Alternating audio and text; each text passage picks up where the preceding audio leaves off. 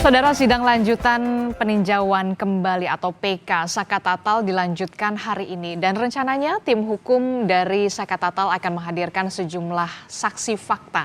Langkah hukum ini dilakukan dengan harapan tentu saja PK Saka Tatal ini bisa dikabulkan oleh hakim. Meski dalam sidang sebelumnya jaksa menolak semua novum atau bukti baru yang diajukan. Lalu seberapa kuat saksi fakta yang dihadirkan nanti untuk jadi pertimbangan hakim? Pagi ini kita akan membahasnya dengan sejumlah narasumber yang sudah hadir ke studio. Sudah ada pakar hukum pidana dari Universitas Pelita Harapan, Prof. Jamin Ginting. Selamat pagi, Assalamualaikum Prof. Waalaikumsalam, selamat pagi Mbak. Selamat pagi ya. Kemudian juga melalui sambungan Zoom ada kuasa hukum dari Saka Tatal, Pak Edwin Partogi. Selamat pagi Pak Edwin. Selamat pagi Mbak Andisti, selamat pagi Prof. Jamin Ginting. Selamat pagi Pak Partogi. Kemudian juga ada kuasa hukum dari keluarga almarhumah Vina, sudah ada Raden Reza Pramadia. Selamat pagi Mas Reza. Pagi Mbak, pagi Prof, pagi Pak Edwin. Ya, Pagi, Pak oke. Reza.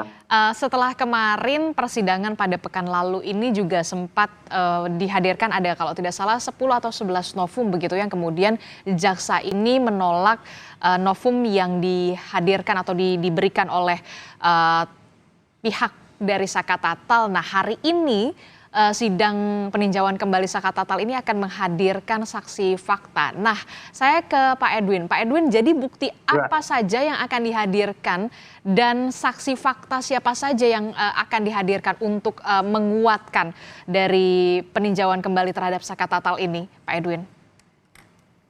Ya, kami akan menghadirkan sejumlah saksi fakta ya. Sejumlah saksi fakta ini pada pokoknya akan menjelaskan dua hal, yaitu bahwa rekayasa kasus yang terjadi, yang kemudian membuat 8 orang menjadi terpidana, ya, dan peristiwa sebenarnya dari apa yang dialami oleh dalam kematian Eki dan Vina. Ada berapa Kami saksi memiliki- fakta, Pak Edwin? Ya, sejauh ini yang saya ketahui sekitar mungkin ada 8 orang saksi fakta. 8 orang? Yang sudah kita siapkan, dan kita memiliki keterangan-keterangan yang baru yang belum pernah diungkap di persidangan, bahkan keterangan yang belum pernah dipublikasikan. Oke, ada 8 saksi fakta yang kemudian sudah disiapkan oleh tim kuasa hukum dari Saka Tatal yang tidak pernah sebelumnya dihadirkan berarti ya dalam sidang beberapa tahun yang lalu. Betul Mbak Adisti. Jadi salah satu syarat saksi dalam PK itu adalah kalau ada saksi dia belum pernah dihadirkan di persidangan sebelumnya. Liga Akbar salah satunya? Ya, Liga Akbar mungkin salah satunya, karena Liga Akbar memang belum pernah dihadirkan ketika persidangan terhadap Saka Tatal. Oke, dari 8 orang saksi yang kemudian sudah disiapkan, saksi fakta yang sudah disiapkan oleh tim kuasa hukum. Nah, apa yang jadi pertimbangan dihadirkan 8 orang ini? Selain memang tidak pernah dihadirkan dalam persidangan sebelumnya, apakah benar-benar saksi yang benar-benar ada di lokasi kejadian, termasuk juga saksi kalau tidak salah yang pertama kali menemukan Vina dan juga Eki di pinggir jalan pada saat kejadian, seorang security? Ya, itu kita punya banyak keterangan baru ya, bisa menjelaskan bahwa pada kasus ini nampak terlihat terang benderang adanya rekayasa kasus ya, yang memaksakan kehendak agar kemudian atas peristiwa kematian Eki dan Vina itu menjadi peristiwa pidana. Ya, kita punya bukti keterangan saksi yang menerangkan bagaimana keberadaan Eki dan Vina di waktu yang disebutkan atau dalam putusan terjadinya peristiwa pidana. Ya. Oke, saya ke Jadi kuasa tentu hukum. nanti kita akan dengar sama-sama di persidangan. Oke, jadi ada tim kuasa hukum menyiapkan ada 8 saksi fakta ya untuk hari ini ya. Lalu untuk ahli sendiri bagaimana, Pak Edwin? Ahli kan agendanya besok hari Rabu. Untuk ahli Ya, berapa yang kami sudah akan disiapkan? menyiapkan ahli untuk menyangkut soal manajemen penyidikan, ahli hukum pidana, ahli hukum sistem peradilan anak, ahli hak asasi manusia, ya, ahli dari kedokteran, untuk insya Allah kami hadirkan pada besok di sidang agenda keterangan ahli. Saya ke kuasa hukum dari almarhumah Vina dulu, Mas Reza. Mas Reza, tadi kan sudah dikatakan oleh Bung Edwin Partogi yang mengatakan memang ada 8 orang saksi fakta yang sudah disiapkan. Nah, kalau dari tim kuasa hukum dan keluarga almarhumah Vina sendiri, apakah nanti juga akan hadir dalam sidang PK Tatal hari ini, Mas Reza? Iya, kalau kita di pihak korban sih kan kita mewakilkan semuanya kepada pihak kepolisian dan kejaksaan ya Mbak, tapi kita tetap mengikuti kasus ini biar ada titik temu dan juga pelaku sebenarnya terungkap gitu Mbak. Jadi kita tetap masih tidak hadir karena kita sudah menyerahkan sepenuhnya kepada pihak kepolisian dan kejaksaan. Oke, Mas Reza, ini kan sebelumnya sempat ada anggapan bahwa Vina dan Eki ini diduga tewas karena pembunuhan. Kemudian sidang sebelumnya pihak Saka Tatal ini kan menghadirkan ada 11 atau 10 novum. Berarti Anda menganggapnya bagaimana? Apakah ini memang benar-benar pembunuhan ataukah memang ada dugaan kecelakaan di sini, Mas Reza? Jadi kami dari awal memang tetap berpegang teguh pada putusan dari Mahkamah Agung yang sudah inkrah bahwa ini memang pembunuhan berencana. Dalam artian seperti dari persidangan-persidangan di awal yang kita diwakilkan oleh Pak Rudiana itu semua sudah jelas dari mulai terutama hasil otopsi ya itu kan bukan seperti kecelakaan tapi memang lebih kepada benturan benda-benda tajam sampai ada yang hancur segala macam itu kita berpatokan itu memang dibunuh bukan seperti luka kecelakaan seperti itu.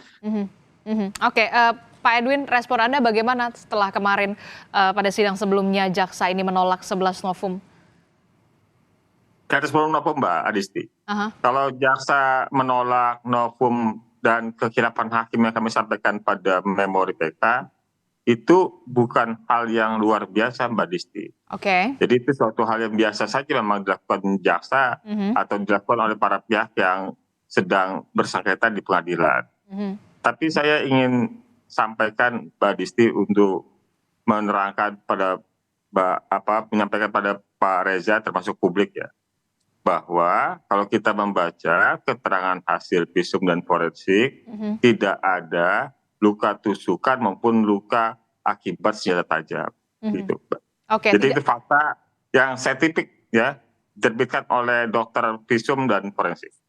Bagaimana respon Anda, Mas Reza? Tidak ada luka bekas Iya, tusukan memang di awal juga saya tidak menyebutkan itu luka tusuk, tapi luka dari benda-benda tumpul seperti itu, seperti dipukul, karena memang hancur di dalam. Karena kita ada lihat dari foto-foto yang diterbitkan dari Rumah Sakit Gunung Jati pada saat itu juga tidak ada luka tusuk ataupun luka seperti jatuh, seperti baret atau goresan-goresan daging yang terlepas gitu. Memang luka di dalam gitu Mbak. Itu kan sesuai dari hasil otopsi.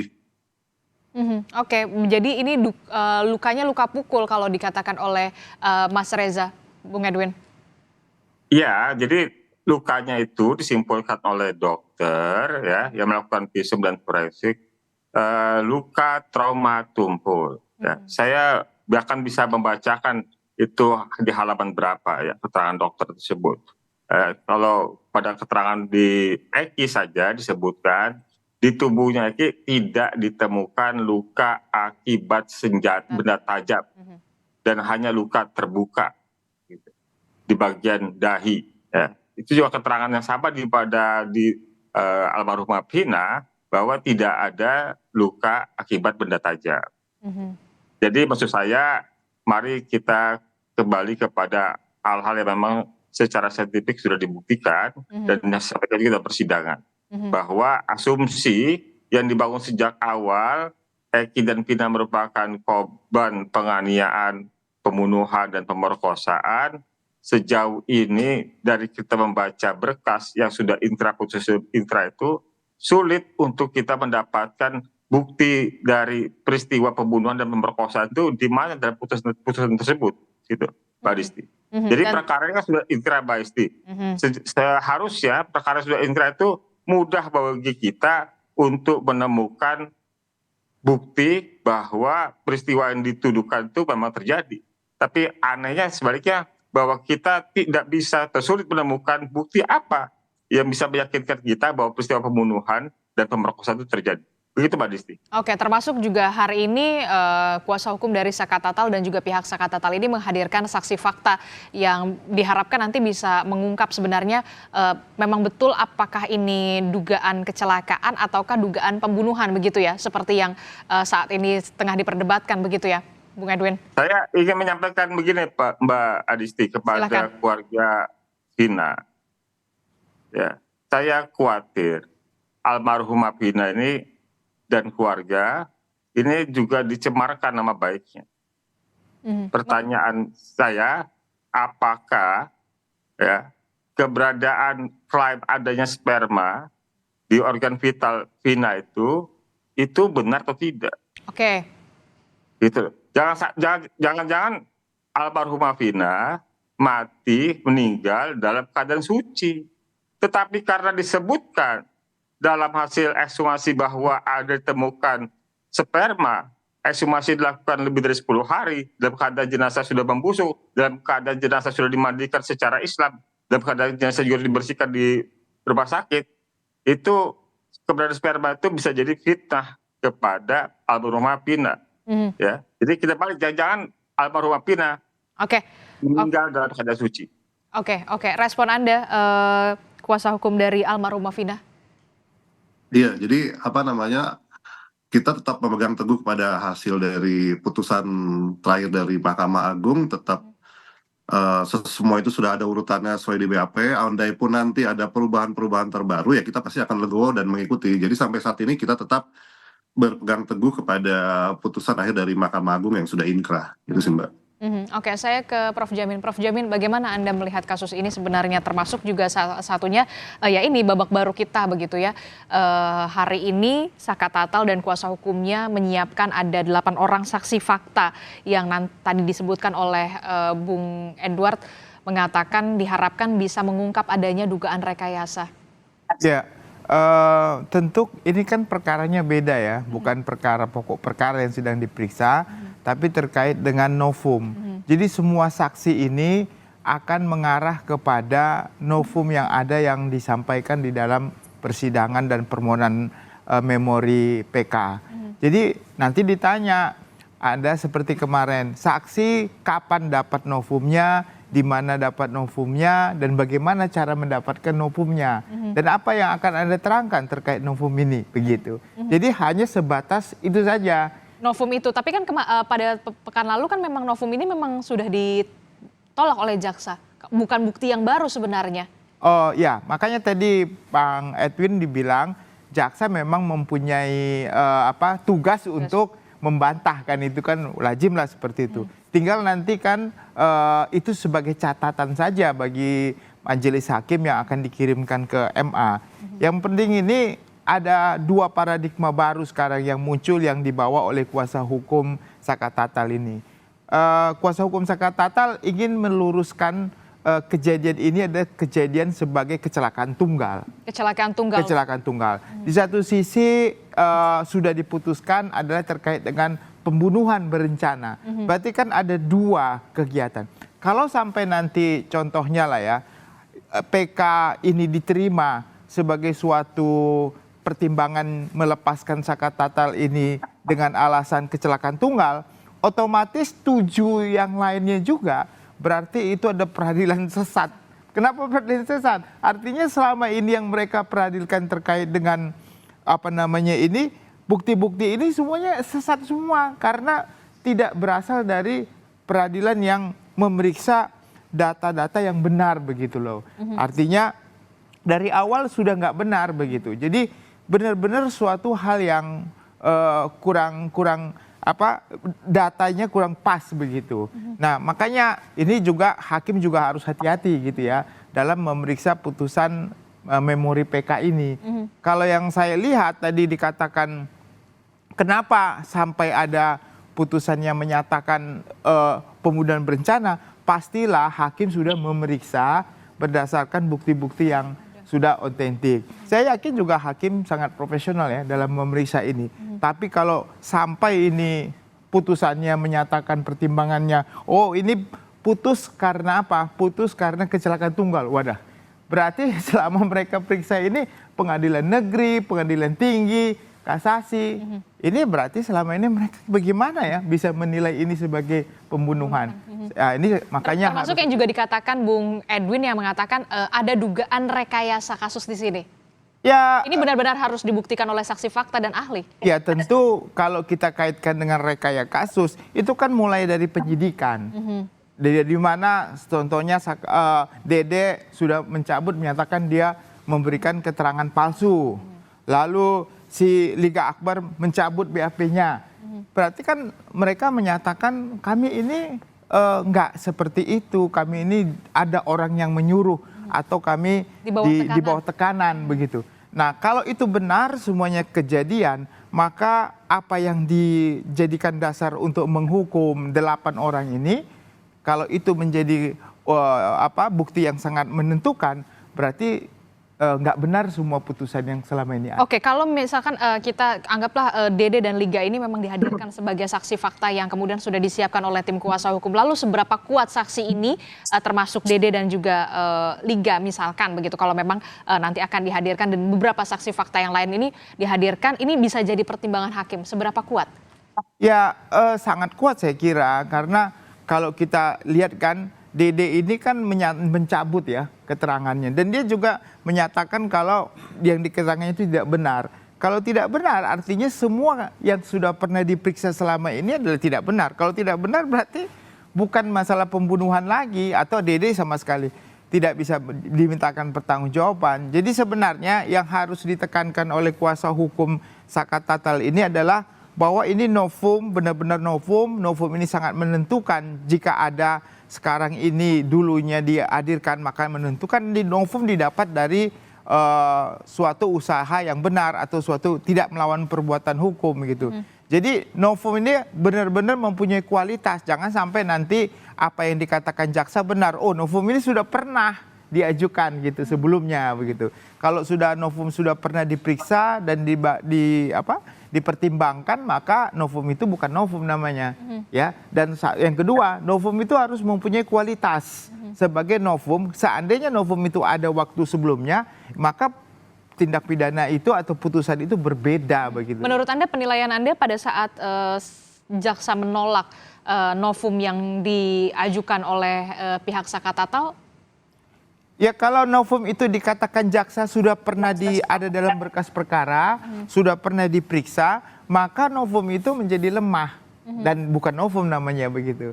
Hanya novum yang belum pernah dihadirkan dan dipertimbangkan saja yang memiliki kualitas sebagai novum. Itu syarat pertama. Syarat kedua, novum itu harus memiliki kualitas pembuktian yang sangat menentukan. Jadi bukan menyatakan dia ada di situ lalu itu enggak. Contohnya yang paling penting Saka Tatal dikatakan Saka Tatal ini enggak ada di situ pada saat itu, atau dia ada di situ juga dia enggak melakukan berdasarkan keterangan saksi-saksi gitu kan yang ada didasarkan pada novum itu.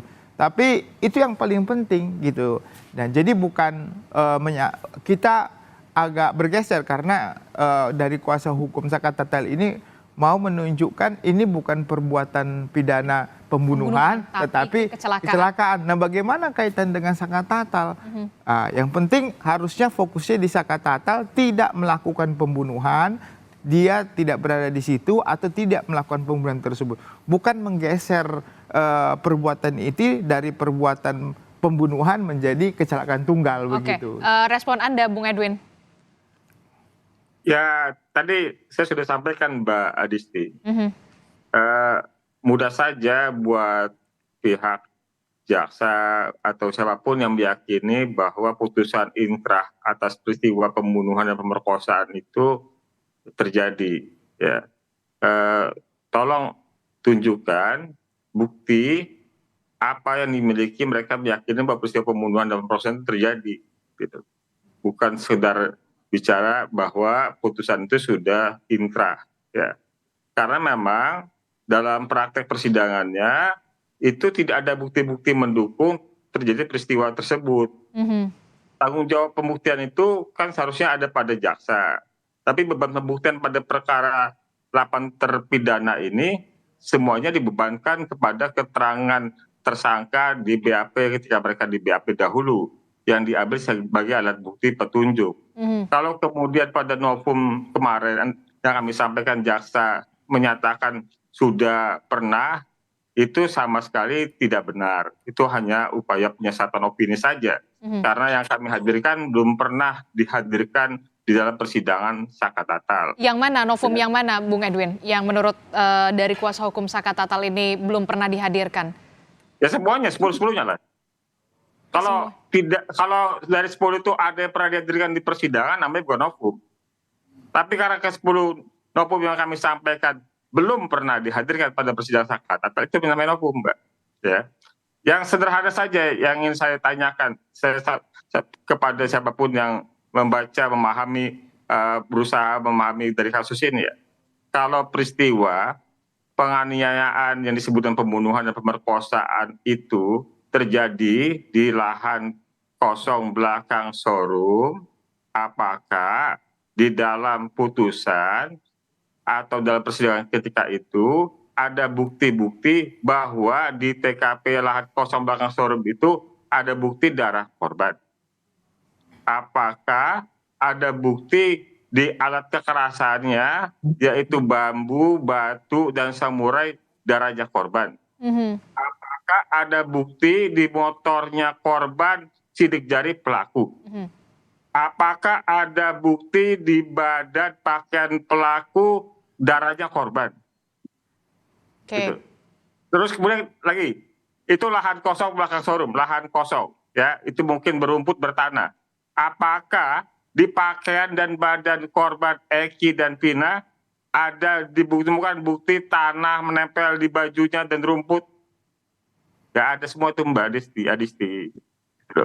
Jadi cuma ada satu TKP, yaitu flyover Talun, di mana almarhum Eki ditemukan dan Vina masih dalam keadaan lemah. Oke, jadi yang Anda ingin dan tim kuasa hukum adalah tekankan adalah ini bukan dugaan pembunuhan, tapi kemudian kecelakaan begitu ya, yang ingin Anda buktikan bersama dengan saksi fakta yang akan dihadirkan hari ini juga. Ya, karena memang bukti-bukti terhadap peristiwa terjadi pembunuhan dan pemerkosaan tidak ada. Makanya kami sering sampaikan, bila ada yang meyakini peristiwa itu ada, bukti apa yang dirujuk? Gitu. Ya, silakan saja, bukti apa yang dirujuk? Oke, tapi saya gini ke Prof. Prof, ini kalau misalkan kita lihat ya kan, kemarin kan jaksa ini sudah menolak ya, mostly menolak novum yang kemudian diajukan oleh kuasa hukum Saka Tatal, meskipun kuasa hukum Saka Tatal mengatakan ini adalah bukti yang tidak pernah diperlihatkan atau dipertunjukkan di sidang sebelumnya beberapa tahun yang lalu. Lalu kesaksian saksi fakta hari ini apakah masih relevan untuk menguatkan novum? Jangan dijawab dulu, Prof. Jamin. Tetaplah bersama kami di Sapa Indonesia Pagi. Anda masih bersama kami di Sapa Indonesia Pagi. Saudara, kita masih melanjutkan perbincangan kita hari ini. Yang kita tahu hari ini sidang peninjauan kembali atau PK terhadap Saka Tatal ini kembali dilanjutkan. Dan rencananya pihak dari Saka Tatal ini, dari tim kuasa hukum Edwin Partogi mengatakan ada 8 saksi fakta yang sudah disiapkan untuk memberikan keterangannya di muka persidangan di hari ini. Saya ke Prof. Jamin. Prof. Jamin, ini kan kalau kita lihat ada 10 atau 11 novum yang kemudian sudah diberikan kepada muka persidangan pada sidang sebelumnya yang kemudian sudah ditolak oleh jaksa begitu ya. Nah, apakah kesaksian dari saksi fakta ini, keterangan dari saksi fakta yang disiapkan oleh Saka Tatal ini masih relevan untuk menguatkan novum? Prof. Ya, tentu dasar pertimbangannya adalah fakta ini akan menerangkan apa itu novum, ya, apa hubungannya dengan keterangannya dia sampaikan.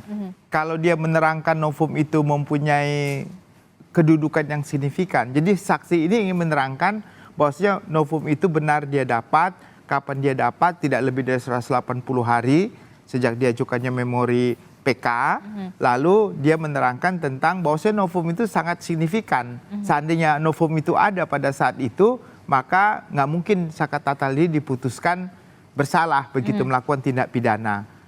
Atau yang disampaikan kuasa hukumnya tadi, novum ini sebenarnya mau nerangin tentang apa sih? Mau nerangin tentang bahwa Sakatatal tidak melakukan perbuatan pidana, atau ingin menerangkan kejadian ini bukan adalah perbuatan pembunuhan tetapi kecelakaan tunggal. Tapi kalau saya melihat tadi arahnya, kuasa hukum ini lebih kepada ingin menerangkan kalau ini bukan pembunuhan tadi ya, tapi adalah kecelakaan tunggal. Nah, bagaimana nanti endingnya? Endingnya ada dua kemungkinan ya. Kalau dikabulkanlah permohonan PK ini, maka mengadili sendirinya menyatakan contohnya Sakatatal tidak terbukti melakukan tindak pidana pembunuhan. Tapi nanti pertimbangannya beda-beda. Ada dua pertimbangannya. Satu, memang Sakatatal tidak terbukti berdasarkan bukti yang ada. Yang kedua, menyatakan kalau ini bukan tindak pidana pembunuhan, tetapi tindak pidana kecelakaan tunggal. Kalau tindak pidana kecelakaan tunggal, berarti tidak ada yang dimintakan pertanggungjawaban pidana. Karena apa? Itu salahnya sendiri contohnya ya. Pelakunya yang mengendari motor dan meninggal begitu ya. Kecelakaan tunggal. Ya, itu kan kecelakaan tunggal kan. Tapi kalau kecelakaan tunggal berarti kan Sakatatal bukan pembunuh begitu. Dan 7 terpidana lainnya juga bukan pembunuh. Nah, artinya hanya pertanggungjawaban kepada yang kecelakaan saja begitu. Nah, ini demikian berarti selama ini pertimbangan majelis hakim, jaksa, penyidik itu semua bisa terbantahkan semua ya. Berarti kan peradilannya ini, makanya saya bilang ini peradilan apa begitu selama ini. Masa mereka tidak tahu kalau ini kecelakaan tunggal begitu. Mulai dari penyidikan, jaksa, sampai tingkat pengadilan negeri, tinggi, dan Mahkamah Agung. Oke. Begitu. Oke, Prof. Tadi kan Anda menyebutkan kalau, ya kan, Ya. kalau memang nantinya PK ini dikabulkan, berarti kan ada 2 peluang ya. Iya. Peluangnya adalah Sakatatal Tidak terbukti Tidak melakukan terbukti tindak melakukan pidana pembunuhan, atau tindak pidana pembunuhan tidak ada, tapi yang ada adalah kecelakaan tunggal. Begitu berdasarkan pembuktiannya tadi. Oke, berarti Sakatatal berarti sudah otomatis terbebas dari itu. Iya, artinya tidak ada tindak pidana, berarti kan tidak terbukti melakukan tindak pidana sebagaimana yang dituntut oleh jaksa penuntut umum begitu. Berarti dia dinyatakan bebas dari perbuatannya tidak terbukti. Nah, lalu bagaimana nasib dengan 7 terpidana yang masih ada di penjara saat ini ketika nanti ada PK itu keluar begitu? Apapun nanti keputusannya ya. Iya, kalau putusannya mengabulkan dengan menyatakan bahwasannya Sakatatal tidak terbukti melakukan tindak pidana dengan pertimbangan hukumnya adalah dia bukan pelaku tindak pidana, maka kemungkinan yang lain juga dia bisa, tapi agak berat karena Sakatatal kan bukan pelaku tindak pidana, belum tentu yang lain bukan pelaku tindak pidana. Itu yang pertama. Yang kedua, kalau putusannya Sakatatal tidak terbukti melakukan tindak pidana dengan alasan bahwasannya ini bukan pembunuhan berencana, tetapi adalah kecelakaan tunggal, secara otomatis pelaku tindak pidana yang 7 tadi harus bebas. Harus bebas? Harus bebas karena tidak ada pembunuhan kan. Mereka bisa mengajukan PK. Dasar PK-nya apa? Dasar PK-nya adalah putusan Sakatatal saat ini. Yang menyatakan kalau ini bukan pembunuhan tetapi kecelakaan tunggal. Dalam pertimbangan hukumnya biasanya ditemukan itu begitu. Jadi ketika nanti ada putusan itu tidak langsung serta-merta otomatis bebas, yang 7 terpidana ini harus tetap mengajukan PK dengan pertimbangan PK Sakatatal ini? Iya, kan tidak ada instrumen hukumnya kalau otomatis bebas kan. Instrumen hukum yang mereka lakukan adalah melakukan PK dengan dasar novum adalah putusan Sakatatal yang menyatakan dalam pertimbangan hukum majelis hakimnya adalah ini bukan tindak pidana pembunuhan tetapi kecelakaan tunggal. Berarti kalau kecelakaan tunggal tidak ada pelaku pembunuhan. Artinya saya bilang ya akhirnya semua menyatakan tidak ada yang bisa dimintakan pertanggungjawaban kecuali pelaku sendiri yang kecelakaan tunggal itu begitu. Apa yang bisa dilakukan selanjutnya setelah ini ketika memang tanpa berusaha untuk mendahului begitu ya putusan PK ini? Apa yang bisa kita tarik kesimpulan dari kasus ini ya, kalau kita lihat apakah nanti ada dorongan juga untuk pihak kepolisian atau sebagaimana? Ya otomatis semua yang dipidana dirugikan, bisa mengajukan permohonan ganti rugi dan rehabilitasi, itu yang pertama.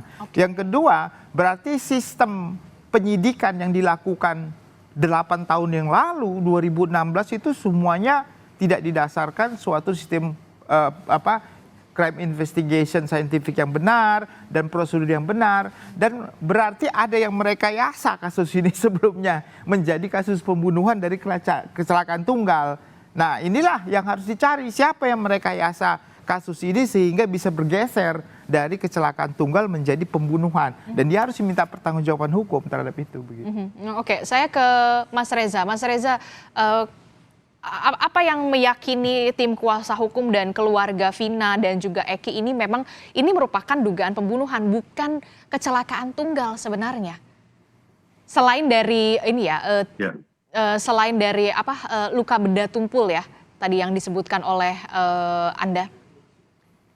Iya, jadi memang dari awal kita semua menyerahkan, pihak keluarga menyerahkan kasus ini kan kepada Pak Rudiana pada saat itu, karena pihak keluarga juga tidak mengerti hukum, jadi semua diserahkan ke Pak Rudiana.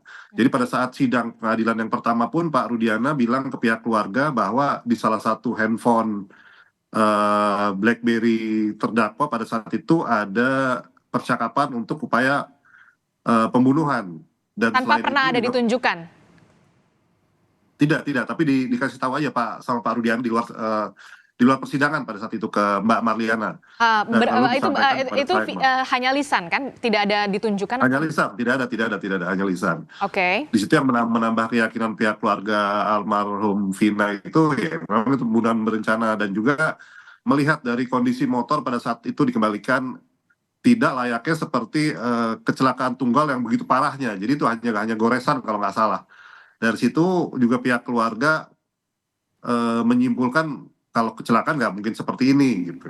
Dan juga dari handphone yang juga masih utuh, dan ya memang di dalamnya setelah dicek itu ada beberapa banyak yang pesan sudah dihapus seperti itu, dan phonebook pada saat itu juga pada hilang gitu kan. Jadi banyak keanehan pada saat itu, tapi memang pihak keluarga kan tetap menyerahkan sepenuhnya penyelidikan itu ke pihak Pak Rudiana.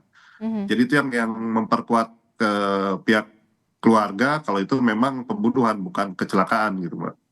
Karena memang percaya betul begitu, karena memang sudah menyerahkan kepada pihak kepolisian, termasuk sekali. juga kepada Ibtu Rudiana ya pada saat itu ya. Betul. Termasuk juga ada tidak pengarahan kesaksian dari Ibtu Rudiana kepada keluarga almarhumah Vina pada saat itu atau bagaimana? Jadi pada saat itu kan memang semuanya diwakilkan ya, Mbak. Jadi tidak ada pengarahan atau apapun. Kita sebagai sesama korban ya, apabila ditanya oleh penyidik ya jawabannya normatif seperti yang diketahui oleh pihak keluarga. Dalam hal misalkan pada saat itu ada yang memandikan segala macam, yang diceritakan apa adanya, lukanya seperti apa. Terus bagian mana ada yang lunak, ada yang bengkak, ada yang patah gitu, Mbak. Jadi di situ juga menambah keyakinan kalau almarhum Vina itu bukan kecelakaan. Karena kalau kecelakaan itu pasti kan namanya orang kecelakaan pasti kan kulitnya juga lecet dan segala macam, dan ini tidak ada gitu, Mbak. Tapi banyak yang tulang itu menjadi lunak, kayak bagian kepala belakang itu seperti tidak ada tengkoraknya, kakinya patah. Jadi terus bagian-bagian lain sesuai dengan yang di otopsi itu disebutkan memang seperti itu pada saat yang diceritakan kembali oleh yang memandikan, yaitu salah satunya dari nenek almarhum gitu, Mbak. Diceritakan dengan apa adanya pada saat melihat jenazah dari almarhumah Vina ya, begitu ya? Betul, sebelum pada saat memandikan ya? Pada saat itu, Mbak. Iya. Oke. Saya ke Bung Edwin. Bung Edwin, kalau tidak salah ini kan tadi disebutkan oleh Mas Reza, termasuk juga motor yang dalam keadaan tidak ada lecet hanya minor lah. Yang kemudian juga salah satu menguatkan bahwa ini bukan kecelakaan tunggal. Respon Anda, Bung Edwin? Ya supaya jadi pengetahuan ya. Kalau kita membaca putusan di khususnya nomor perkara 3 dan 4, itu Rivaldi dan kawan-kawan dan hadir kawan-kawan, itu ada dihadirkan saksi dari polisi yang pada tanggal 27 Agustus 2016 itu datang ke TKP. Yang dalam kesimpulannya mereka menyatakan bahwa ini kecelakaan tunggal. Penjelasan dari kecelakaan tunggal itu, Mbak Adisti, bahwa ada beberapa petunjuknya. Di aspal ada goretan, ada garisan tarikan dari besi. Kemudian di bodi motor juga di sebelah kanan ada lecet, ya, di stangnya bengkok. Begitu juga di kapnya. Di ban depannya juga ada bekas semen, ya, ada atau bekas putih dari aspal, ya. Kemudian juga di marka jalan itu ada menempel cat dari kendaraan bermotor. Ya. Bahkan kemudian ditemukan daging di tiang penerangan jalan umum, ya, yang diperkirakan oleh polisi yang datang sana bahwa korban terpelanting sejauh 3 meter. Jadi keterangan soal kecelakaan lalu lintas itu bukan hal yang baru. Itu sudah diungkap oleh polisi yang datang ke TKP pada tanggal 27 Agustus 2016, yang kemudian kesimpulan kecelakaan lalu lintas tunggal itu berubah karena Rudiana mengambil inisiatif sendiri, melakukan penyelidikan, penyidikan, melakukan penangkapan, melakukan interogasi, kemudian terjadi penyiksaan di situ, dan kemudian membuat LP yang cukup komplit dari awal sampai dengan peristiwa kematian Eki dan almarhumah Vina. Nah, tidak ada Prof Jamin, tidak ada proses penyelidikan, langsung naik penyidikan, tidak ada pemanggilan karena penangkapan sudah dilakukan. Jadi 8 orang sudah di dalam tahanan dan sudah di Polres, ya. Jadi banyak proses prosedur dari hukum acara yang dilanggar, gitu loh. Jadi sangat mudah kita untuk menemukan kejanggalan dalam perkara ini, gitu loh. Jadi seperti kalau siang kita keluar dari rumah, sinarnya langsung terasa. Kalau kita melihat matahari, silaunya langsung terasa di mata. Jadi sangat mudah, nggak perlu kecerdasan untuk menemukan kejanggalan dari perkara ini. Apa yang ingin Anda sampaikan ketika keberadaan Ibtu Rudiana sampai saat ini juga belum juga muncul ke muka publik? Ya, saya ingin menambahkan satu hal dari yang disampaikan Bang Reja, ya, bahwa yang disampaikan Pak Rudiana ada bukti BBM. Ya, itu juga hal yang tidak pernah bisa dibuktikan, dihadirkan ketika persidangan. Unsur perencanaan dalam perkara ini ada pada Dani yang katanya mengirim pesan, ya, SMS kepada Sudirman. Tetapi pesan SMS Dani kepada Sudirman itu juga tidak pernah ditampilkan di persidangan. Gitu. Kemudian Dani, Andi dinyatakan sebagai fiktif. Padahal unsur perencanaan, ya, Prof Jamin, ada pada Dani yang sudah merencanakan peristiwa ini sejak 17 Agustus 2016. Dan motif dari peristiwa ini juga semuanya dibebankan kepada DPO, kepada Dani dan Peggy yang suka dengan Vina, kepada Andi yang tidak suka dengan XTC, gitu loh. Jadi sangat terang benderang lah kejanggalan dalam perkara ini.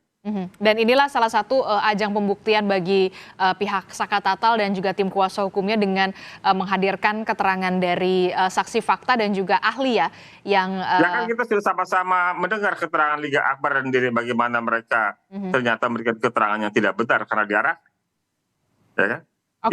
Oke, saya ke Mas Reza terakhir. Mas Reza, apa yang akan ditempuh selanjutnya akan ditempuh oleh keluarga almarhumah Vina jika memang kemarin kita lihat Peggy Setiawan sudah status tersangkanya sudah gugur, kemudian tanpa mendahului putusan PK Saka Tatal ini, apa yang nanti akan ditempuh langkah hukum selanjutnya oleh almarhumah keluarga Vina untuk menuntut keadilan sebenarnya? Jadi memang kita di pihak korban sih tidak bisa melakukan langkah hukum apapun karena semuanya sudah diwakili pihak kepolisian dan kejaksaan. Jadi apapun nanti hasilnya di peninjauan kembali ini, kita pihak keluarga akan menerima dengan berbesar hati kalau memang ini kecelakaan tunggal. Tapi pada saat ini memang kita masih meyakini berdasarkan putusan terakhir pas Inkrah kemarin dan juga nanti siang juga Bang Hotman Paris kan ada di Cirebon juga, kita akan melakukan konferensi pers di Keraton Kacirebonan sekitar jam 4 Mbak. Jadi nanti akan kita update rilis terbaru sikap dari pihak keluarga almarhumah Vina. Oke, tapi sampai saat ini tetap menerima ya dan tidak akan melakukan. Iya, apapun hasil nanti kita akan menerima dengan berbesar hati, entah itu kecelakaan atau seperti yang sudah ditetapkan yaitu pembunuhan berencana. Oke, terakhir Prof. Jamin. Ya, tentu kita mendukung terus ya, karena yang mau kita cari kan adalah kebenaran material ya. Jangan sampai kita menghukum orang yang tidak pernah melakukan pembunuhan, kita salah. Ya tentu pengungkapan di PK ini juga kita dukung. Kalau benar ini ada kecelakaan tunggal, ya hakim juga di Mahkamah Agung harus memutuskan itu supaya orang yang tidak melakukan pembunuhan bisa bebas ya begitu. Tetapi kalau memang ini adalah dapat dikatakan sebagai pembunuhan, ya tentu siapapun yang membunuh itu harus dimintakan pertanggungjawaban berdasarkan bukti-bukti ya tentunya ya begitu. Oke, kita nanti kan bagaimana persidangan lanjutan dari sidang peninjauan kembali terhadap Saka Tatal yang akan digelar di hari ini dan besok akan menghadirkan ahli ya. Kita akan tunggu bagaimana keterangan dari saksi fakta dan juga ahli. Kalau hari ini saksi fakta yang sudah disiapkan oleh kuasa hukum dari Saka Tatal ini ada 8 saksi fakta. Terima kasih Bung Edwin Partogi telah bergabung bersama kami, kemudian Mas Reza, terima kasih, dan juga Prof. Jamin sudah hadir ke studio, terima kasih. Sehat-sehat selalu Bapak-Bapak, Assalamualaikum, selamat pagi. Amin, Mbak Adisti, Terima kasih Bang Jamin. Edwin.